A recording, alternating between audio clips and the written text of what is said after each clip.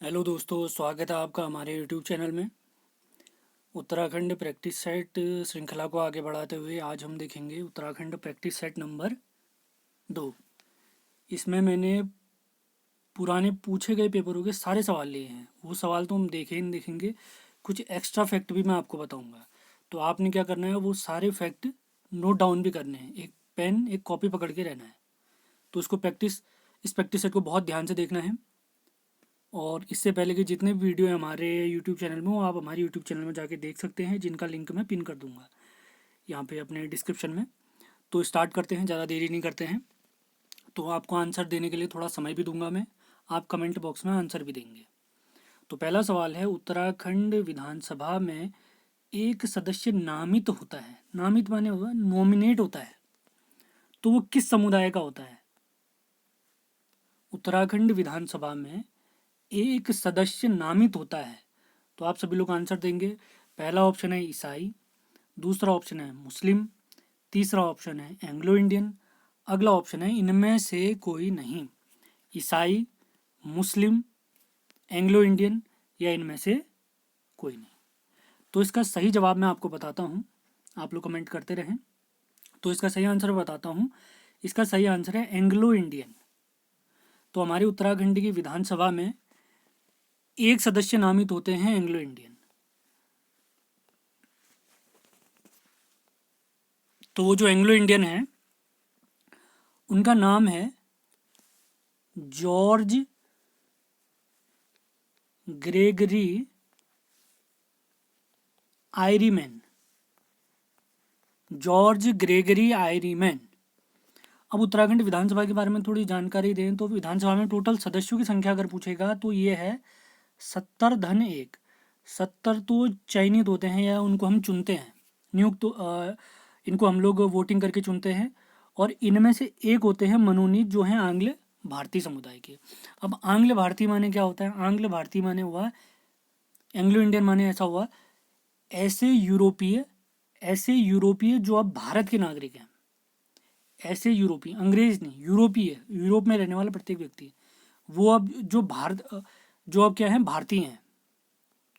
तो आपके लिए एक सवाल है, हमारे संविधान के किस आर्टिकल में लोकसभा के लिए एंग्लो इंडियन का चयन हो सकता है? लोकसभा के लिए एंग्लो इंडियन का चयन हो सकता है किस आर्टिकल के तहत, आपको बताना है। अगले सवाल पे जाते हैं ज़्यादा देरी न करते हुए। उत्तराखंड में क्षेत्रफल की दृष्टि से सबसे छोटा जिला बताइए।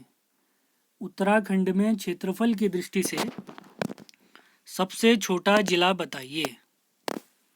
तो ऑप्शन है रुद्रप्रयाग, चंपावत, बागेश्वर या इनमें से कोई नहीं। ऑप्शन फिर से पढ़ देता हूँ मैं। ऑप्शन है रुद्रप्रयाग, चंपावत, बागेश्वर, इनमें से कोई नहीं।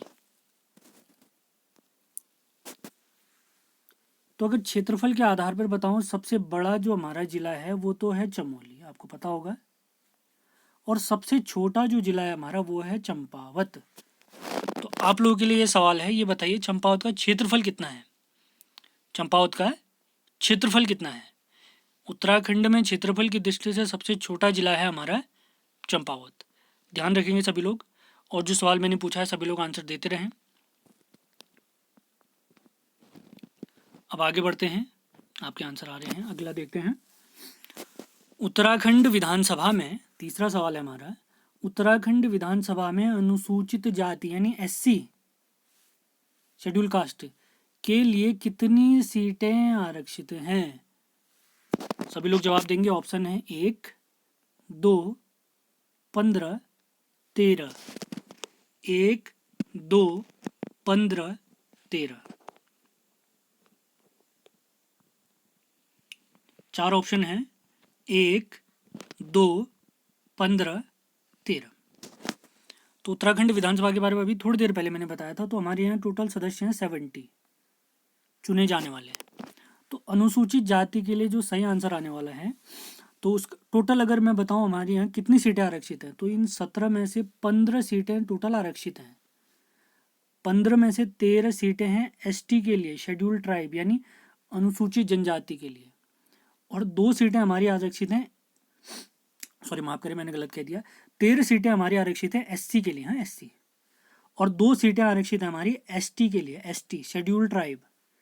फिर से रिपीट कर देता हूँ, गलती हो गई थी। टोटल हमारी यहाँ सीटें हैं 70, 15 सीटें हैं आरक्षित, 15 में से 13 सीटें हैं एससी के लिए शेड्यूल कास्ट, और 2 सीटें हैं एसटी के लिए। तो इस सवाल का सही जवाब, तीसरे सवाल का सही जवाब होने वाला है 13। 13 इज द राइट आंसर। अगले सवाल में जाते हैं। अगला सवाल है चौथा सवाल, कार्बेट फॉल कहाँ स्थित है? अगला सवाल है कार्बेट फॉल, चौथा सवाल हमारा, कार्बेट फॉल, फॉल माने झरना, झरना यानी जलप्रपात।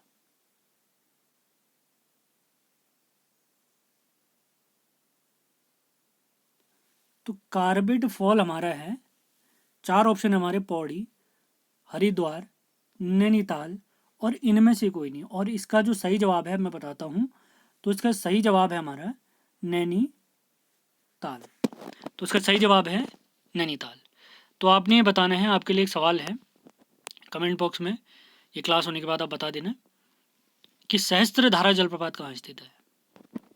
सहस्त्रधारा जलप्रपात। एक और सवाल बता दें आप, गरुड़ जलप्रपात कहाँ है? गरुड़, गरुड़ जलप्रपात। ये क्लास होने के बाद ये वीडियो आप फिर से देख सकते हैं। जो लेट पहुंचे हैं वो दोबारा से वीडियो देख सकते हैं, कोई दिक्कत नहीं है। अगला सवाल है, लेकिन आप सभी को 8 बजे ज़रूर आना है, 8 बजे क्लास हमेशा स्टार्ट हो जाती है। अगला सवाल है 5वां सवाल, उत्तराखंड टेक्निकल यूनिवर्सिटी, उत्तराखंड तकनीकी विश्वविद्यालय, ये कहाँ स्थित है? उत्तराखंड तकनीकी विश्वविद्यालय कहाँ स्थित है?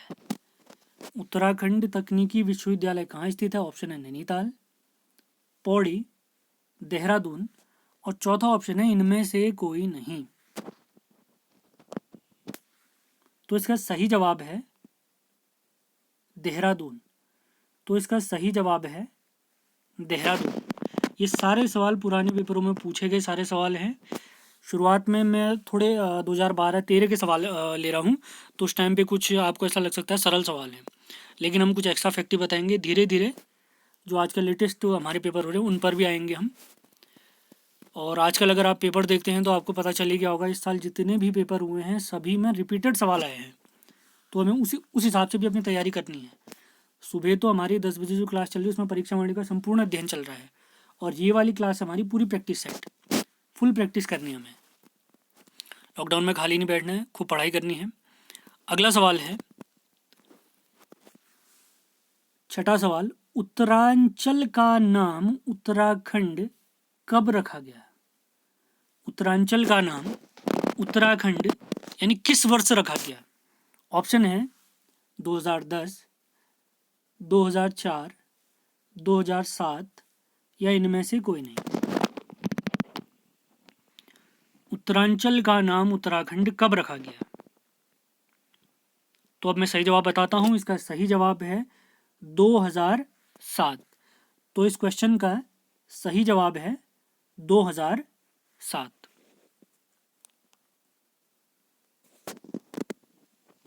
आप लोग के लिए सवाल है, जब हमारे उत्तरांचल बना था तो हमारे देश के राष्ट्रपति कौन थे?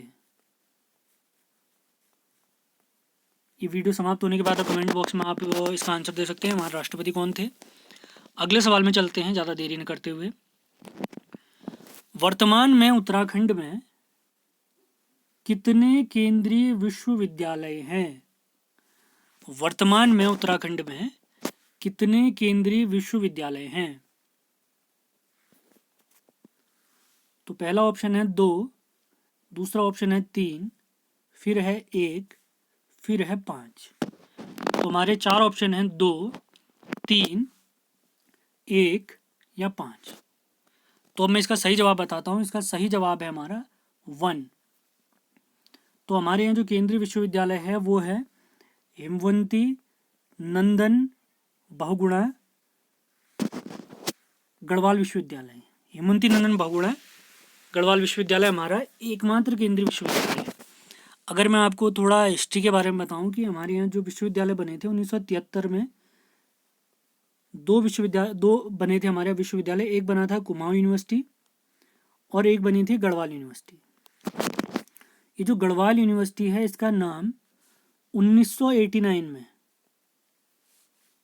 बदलकर हेमवती नंदन बहुगुणा विश्वविद्यालय हो गया। और आपको ये बताना है किस वर्ष ये जो हमारा गढ़वाल विश्वविद्यालय है इसको केंद्रीय विश्वविद्यालय किस वर्ष बनाया गया, इसका जवाब आपने देना है, ज़रूर देना है। सभी ने पार्टिसिपेट करना है, बहुत ध्यान से लगे रहना है। अगले सवाल में आते हैं हम। कटारमल सूर्य मंदिर कहाँ स्थित है? कटारमल सूर्य मंदिर कहाँ स्थित? तो सूर्य मंदिर हमारे यहाँ बहुत सारे हैं, कुछ मैं अभी बताने वाला हूँ। तो इस सवाल का सही जवाब है हमारा अल्मोड़ा। कटारमल सूर्य मंदिर हमारा अल्मोड़ा में स्थित है। अगर मैं इसके अलावा आपको कुछ और सूर्य मंदिर बताऊं तो एक है खेती खान सूर्य मंदिर। अब ये कहाँ स्थित है ये आपको बताना है। अगला एक और सूर्य मंदिर मैं बताऊं आपको, घोड़ाखाल सूर्य मंदिर, ये हमारे नैनीताल में है। पिथौरागढ़ में है मढ़ का सूर्य मंदिर, पिथौरागढ़ में भी एक सूर्य मंदिर है मढ़ का सूर्य मंदिर। इसके अलावा आता है भटवाड़ी सूर्य मंदिर, भटवाड़ी सूर्य मंदिर। इसके अलावा दो तीन और हैं, उन सबकी जानकारी हम एक अलग वीडियो में देखेंगे। लेकिन अभी जो जो नाम मैंने बताए हैं आप वो ज़रूर देखें। कटारमल सूर्य मंदिर हमारा अल्मोड़ा में स्थित है। कहाँ स्थित है? अल्मोड़ा में स्थित है। ठीक, अगला सवाल है, नंदा राज्यात यात्रा 2014 में किस दिन प्रारंभ हुई थी? नंदा राज्यात यात्रा 2014 में किस दिन प्रारंभ हुई थी? ऑप्शन है आपके 14 अगस्त, 15 अगस्त और 18 अगस्त, और फाइनल ऑप्शन है नन ऑफ दिस। तो आंसर बताने से पहले कुछ फैक्ट मैं आपको बता दूं। एक किताब है हमारी हिमालय का महाकुंभ नंदा राज्यात यात्रा। फिर से रिपीट करता हूँ, किताब का नाम हिमालय का महाकुंभ नंदा राज्यात यात्रा। इसके लेखक है हमारे रमेश पोखरियाल निशंक जी। ये हमारे पूर्व मुख्यमंत्री भी रह चुके हैं और वर्तमान में हमारे केंद्रीय शिक्षा मंत्री हैं। वर्तमान में रमेश पोखरियाल निशंक जी हमारे केंद्रीय शिक्षा मंत्री हैं। तो आपके लिए दो सवाल हैं, ये किस लोकसभा सीट से सांसद हैं, और दूसरा सवाल, ये उत्तराखंड के कौन से नंबर के मुख्यमंत्री हैं? रमेश पोखरियाल निशंक जी। तो जो नवा सवाल है इसका सही जवाब है 18 अगस्त। ये बिल्कुल सही जवाब है 18 अगस्त, ध्यान रखेंगे। अगला सवाल देखते हैं, मेघा आ फिल्म किस भाषा की है? मेघा आ फिल्म किस भाषा की है? तो ऑप्शन है हमारे बंगाली, गढ़वाली, कुमाऊनी या इनमें से कोई नहीं। तो आपके ऑप्शन हैं बंगाली, गढ़वाली, कुमाऊनी या इनमें से कोई नहीं। अभी हाल ही में शायद फॉरेस्ट गार्ड का एक पेपर हुआ था, उसमें ये सवाल पूछा भी गया है। पराशर गौड़ जी के बारे में पूछा गया था। तो फिल्मों के बारे में भी हमारे यहाँ सवाल पूछते रहते हैं। अगर आपको थोड़ा भारत के इतिहास के बारे में बताऊं मैं, भारत के फिल्मों के इतिहास के बारे में, तो भारत में राजा हरिश्चंद्र और आलम आरा फिल्म सबसे पहले पब्लिश हुई थी या प्रकाशित हुई थी, या कह सकते हैं उनको थिएटरों में दिखाया गया था। और हमारा जो उत्तराखंड का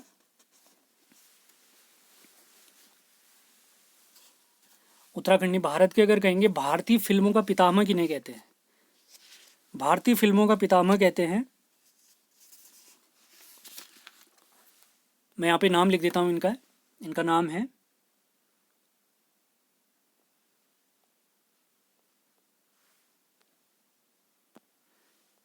दादा साहब फाल्के। दादा साहब फाल्के। तो आपने ये बताना है जो दादा साहब फाल्के है ये पुरस्कार कब से प्रारंभ हुआ। सभी लोग कमेंट में जवाब देंगे। ये जो दादा साहब फाल्के पुरस्कार है कब प्रारंभ हुआ। तो इसका सही जवाब है 1969 में। दादा साहब फाल्के पुरस्कार की शुरुआत हुई है 1969 में। और पहले विजेता अगर पूछते हैं दादा साहब फाल्के पुरस्कार के, तो पहले विजेता हैं दादा साहब फाल्के पुरस्कार की देविका रानी रौरिक। देविका रानी रौरिक। तो अब हम अपने 10वें सवाल के आंसर में आते हैं। मेघा आ फिल्म किस भाषा की है। तो इसका सही जवाब है हमारी कुमाऊनी भाषा की ये फिल्म है। कुमाऊनी भाषा की फिल्म है। अगला सवाल है उत्तराखंड का राज्य पशु। उत्तराखंड का राज्य पशु बताइए। तो उत्तराखंड के राज्य पशु के ऑप्शन है सिंह, गाय, कस्तूरी मृग या इनमें से कोई नहीं। तो आपके ऑप्शन है सिंह, गाय, कस्तूरी मृग या इनमें से कोई नहीं। तो इसका सही जवाब है हमारा कस्तूरी मृग। तो राज्य पशु हमारा है कस्तूरी मृग। और राज्य पक्षी क्या है हमारा। तो हमारे उत्तराखंड का जो राज्य पक्षी है उसका नाम है मोनाल। हमारे उत्तराखंड का जो राज्य वृक्ष है उसका नाम क्या है। तो उसका नाम है, सभी लोग कमेंट में बताते रहे, तो उसका नाम है बुरांस। अगला सवाल है, अच्छा ये जो हमारा राज्य पशु है कस्तूरी मृग, इसका वैज्ञानिक नाम बताइए। तो आप लोग उत्तराखंड का राज्य वृक्ष है उसका वैज्ञानिक नाम। तो इसका वैज्ञानिक नाम है मस्कस काइसोगास्टस। मस्कस काइसोगास्टस। मस्कस काइसोगास्टस। तो अगले सवाल में चलते हैं। 12वां सवाल। उम्मीद है आप लोग जो एक्स्ट्रा फैक्ट मैं बता रहा हूँ उनको समझकर लिख भी रहे होंगे। अपने अलग से नोटबुक बनाएं। क्षेत्रफल में उत्तराखंड का सबसे बड़ा राष्ट्रीय पार्क बताइए। क्षेत्रफल में उत्तराखंड का सबसे बड़ा राष्ट्रीय पार्क बताइए। आपके ऑप्शन है कार्बेट, केदार, गंगोत्री, नंधौर। कार्बेट, केदार, गंगोत्री, नंधौर। तो राष्ट्रीय पार्कों को कैसे याद करना है, क्या याद करना है, उसकी ट्रिक मैं आपको बहुत पहले बता चुका हूँ 2-4 दिन पहले। वो वीडियो आपने देखनी है, अगर आपने नहीं देखी है तो आपको सीरियल वाइज क्रम याद हो जाएगा उनका। तो उत्तराखंड में जो राष्ट्रीय पार्क है उनकी संख्या है 6। सबसे पहला है कार्बेट 1936 का। सबसे नया राष्ट्रीय पार्क है हमारा गंगोत्री 1989 का। और यही गंगोत्री, देखो आपने अगर वो वीडियो देखा होगा राष्ट्रीय पार्क याद करने का तरीका, तो आपको ये आंसर तुरंत बन जाता। क्षेत्रफल में उत्तराखंड का सबसे बड़ा राष्ट्रीय पार्क गंगोत्री है। जो सबसे नया था वही सबसे बड़ा भी था हमारा। तो गंगोत्री का क्षेत्रफल सबसे ज़्यादा है राष्ट्रीय पार्कों में। और इसका क्षेत्रफल आप अगर मैं बताऊं आपको, तो इसका क्षेत्रफल आता है 2390 वर्ग किलोमीटर। 2390 वर्ग किलोमीटर। ये पुराने पेपरों में पहले इतने ही सरल सवाल आते थे, लेकिन आपको तैयार रहना है। अगला सवाल काफ़ी इंपॉर्टेंट है। उत्तराखंड की दूसरी राजभाषा संस्कृत। ठीक हो गया। उत्तराखंड की दूसरी राजभाषा है हमारी संस्कृत।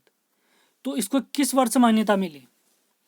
2004, 2007, 2010, 2011।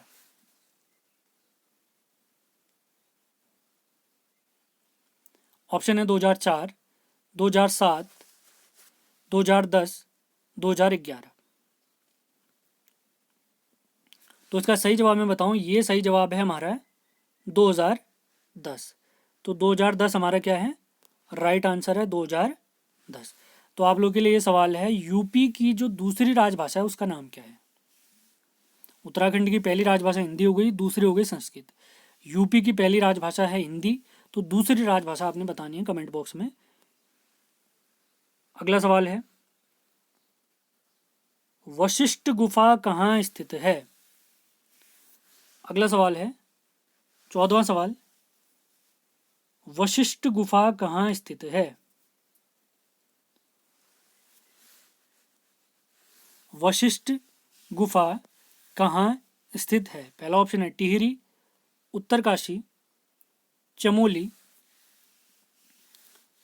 बहुत सारी गुफाएं मैंने पहले पढ़ाई भी थी, आपको याद आ रही होंगी, व्यास गुफा, मुचकुंद गुफा। तो इस सवाल का जो सही आंसर होने वाला है वो है हमारा टिहरी। वशिष्ठ गुफा हमारी टिहरी में। तो जब हमने देवप्रयाग में अलकनंदा और भागीरथी का संगम देखा था, आपको याद होगा इस साइड से आती थी भागीरथी, इस साइड से आती थी अलकनंदा। तो इनके जो मिलने के स्रोत यहाँ पर ही मिल गए, ये देवप्रयाग बन गया। तो ये भागीरथी की तरफ से एक कुंड बनता था, एक कुंड बनता था हमारा अलकनंदा की तरफ से। तो अलकनंदा की तरफ से जो कुंड बनता था उसका नाम क्या है? उसका नाम है वशिष्ठ गुफा। उसका नाम क्या है? वशिष्ठ गुफा। और जो भागीरथी की तरफ से जो कुंड बनता है वो ध्यान रखना है, वो है ब्रह्मकुंड। ब्रह्मकुंड। टोटल हमारे यहाँ 5 पंचप्रयाग थे, उसमें 5वां प्रयाग था हमारा देवप्रयाग। अभादे या DAB कोड था, मैंने याद कराया था आपको याद आ रहा होगा। अगला सवाल आता है, गोविंद बल्लभ पंत हिमालयन पर्यावरण और विकास संस्थान कहाँ स्थित है? गोविंद बल्लभ पंत हिमालयन पर्यावरण विकास संस्थान कहाँ स्थित है?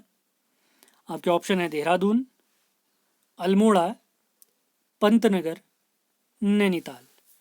देहरादून, अल्मोड़ा, पंतनगर, नैनीताल।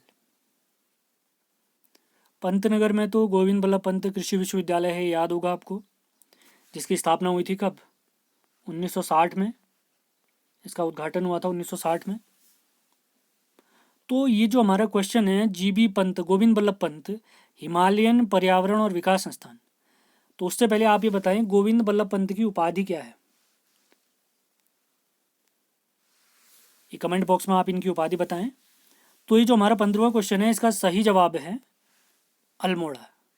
तो गोविंद बल्लभ पंत हिमालयन पर्यावरण और विकास संस्थान हमारा अल्मोड़ा में स्थित है। जितने भी अतिरिक्त मैं फैक्ट बता रहा हूँ, आपने वो सारे फैक्ट क्लियर करने हैं। एक बार फिर से जितने भी सवाल हैं इनको रिवाइज कर लेते हैं जल्दी से, जो लोग आंसर नहीं लगा पाए वो ध्यान दें। उत्तराखंड विधानसभा में एक सदस्य नामित होता है, वो होता है एंग्लो इंडियन, बिल्कुल सही जवाब। दूसरा, क्षेत्रफल की दृष्टि में सबसे छोटा जिला है हमारा उत्तराखंड का चंपावत। तीसरा सवाल हमने देखा था, उत्तराखंड विधानसभा में अनुसूचित जाति के लिए कितनी सीटें आरक्षित हैं? अनुसूचित जाति यानी SC, तो SC के लिए टोटल 13 सीटें आरक्षित हैं और ST के लिए 2 सीटें आरक्षित हैं। सारे पॉइंट नोट करने हैं आपने। कार्बेट फॉल कहाँ स्थित है? कार्बेट फॉल हमारा नैनीताल में स्थित है। इसके अलावा मैंने आपसे पूछा सहस्त्रधारा, गरुड़ जलप्रपात बताइए कहाँ स्थित है, तो आपने सभी ने आंसर देने हैं। अगला सवाल हमारा आता है 5वां सवाल, उत्तराखंड तकनीकी विश्वविद्यालय कहाँ स्थित है? तो उत्तराखंड तकनीकी विश्वविद्यालय हमारे देहरादून में स्थित है। छठे सवाल की तरफ चलते हैं, उत्तराखंड का नाम, उत्तरांचल का नाम उत्तराखंड किस वर्ष रखा गया? तो उत्तराखंड हमारा नाम रखा गया है 2007 में, ध्यान रखेंगे 2007। अगला सवाल है, उत्तराखंड में कितने केंद्रीय विश्वविद्यालय हैं? उत्तराखंड में केवल एक केंद्रीय विश्वविद्यालय है। 8वां सवाल, कटारमल सूर्य मंदिर कहाँ स्थित है? कटारमल सूर्य मंदिर हमारे अल्मोड़ा में स्थित है, बिल्कुल सही जवाब। और कुछ मैंने आपसे पूछे भी थे, उनके आंसर भी देने आपने। अगला सवाल है, नंदा राज्यात यात्रा, नंदा राज्यात यात्रा 2014 में किस दिन प्रारंभ हुई थी? ये 18 अगस्त को प्रारंभ हुई थी, 18 अगस्त। मेघा आ फिल्म किस भाषा की है? ये कुमाऊनी है, गढ़वाली है, इसका सही जवाब है कुमाऊनी। अगले सवाल की तरफ जाते हैं, उत्तराखंड का राज्य पशु बताइए। तो हमारा राज्य पशु है कस्तूरी मृग। अगला सवाल हमने देखा था 12वां सवाल, क्षेत्रफल में उत्तराखंड का सबसे बड़ा राष्ट्रीय पार्क बताइए। तो क्षेत्रफल में सबसे बड़ा राष्ट्रीय पार्क है हमारा गंगोत्री, जिसकी स्थापना कब हुई थी? 1989 में, 89 में। अगला सवाल है, उत्तराखंड की दूसरी राजभाषा संस्कृत को कब मान्यता प्राप्त मिली? हमारी पहली राजभाषा हिंदी थी और इसको मान्यता मिली है 2010 में। ये जो दूसरी राजभाषा संस्कृत को मान्यता कब मिली है? 2010 में। ध्यान रखेंगे, इंपॉर्टेंट सवाल है, पूछे गए सवाल हैं, एक्स्ट्रा फैक्ट जो बताएं आपने लिखने हैं। अगला सवाल है वशिष्ठ गुफा कहाँ स्थित है? तो वशिष्ठ गुफा हमारी स्थित है टिहरी में। तो वशिष्ठ कुंडी भी मैंने बताया था, ध्यान रखना है आपने। अगला सवाल है, अंतिम सवाल है आज के टेस्ट पेपर का, दूसरे टेस्ट पेपर का। गोविंद बल्लभ पंत हिमालयन पर्यावरण और विकास संस्थान, गोविंद बल्लभ पंत हिमालयन पर्यावरण विकास संस्थान, ये हमारा स्थित है अल्मोड़ा में। तो आपको एक चीज़ मैं बता दूं, अपनी क्लास का शेड्यूल, सुबह सुबह तो हम डेली 10 बजे उत्तराखंड परीक्षावाणी का अध्ययन करेंगे। उसके बाद शाम 8 बजे, एक दिन जैसे आज सोमवार को हम देख रहे हैं उत्तराखंड प्रैक्टिस सेट, तो कल मंगलवार को हम देखेंगे मॉडर्न हिस्ट्री का अभ्यास प्रश्न पत्र या मोस्ट इंपॉर्टेंट सवाल देखेंगे। फिर अगले दिन उत्तराखंड का प्रैक्टिस सेट, ऐसे लगाते रहेंगे। तो आपने नोट्स भी बनाने हैं, इससे ऐसा होगा आपका पेपर छूटेगा भी नहीं। मतलब कोई वीडियो आप अगर माना देख नहीं पाए तो आप टाइम निकाल के आराम से देख सकते हैं।